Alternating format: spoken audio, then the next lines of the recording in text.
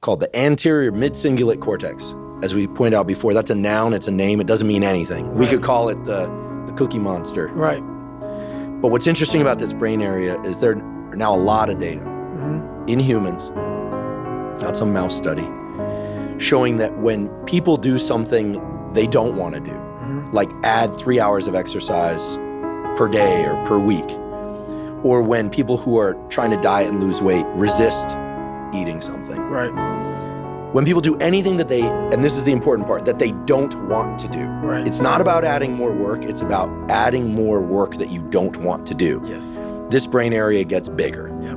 Now here's what's especially interesting about this brain area to me. And by the way, I'm only learning this recently because it's new data, but there's a lot of it. The anterior mid-cingulate cortex is smaller in obese people. It gets bigger when they diet. It's larger in athletes. It's especially large or grows larger in people that see themselves as challenged and overcome some challenge. Right. And in people that live a very long time, this area keeps its size. In many ways, scientists are starting to think of the anterior mid-cingulate cortex not just as one of the seats of willpower, Right.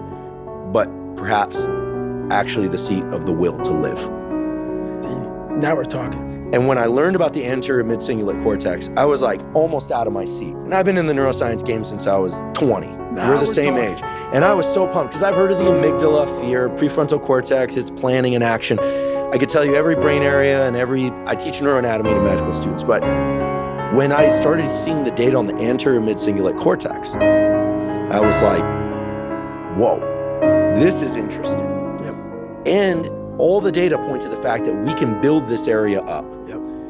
But that as quickly as we build it up, if we don't continue to invest in things that are hard for us, that we don't want to do, that's the part that feels so Gauguin-esque to me, that we don't want to do.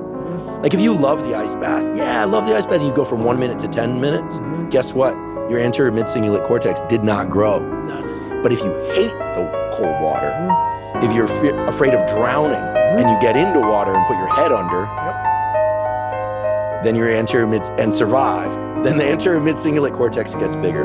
But if you don't do it the next day, or if you do it the next day and you enjoy it, because hey, I did it yesterday, woo-hoo.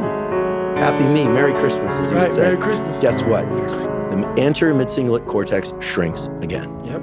To me, this is one of the most important discoveries that neuroscience has ever made, because it's that I don't want to do something, but do it anyway. That's right. That grows this area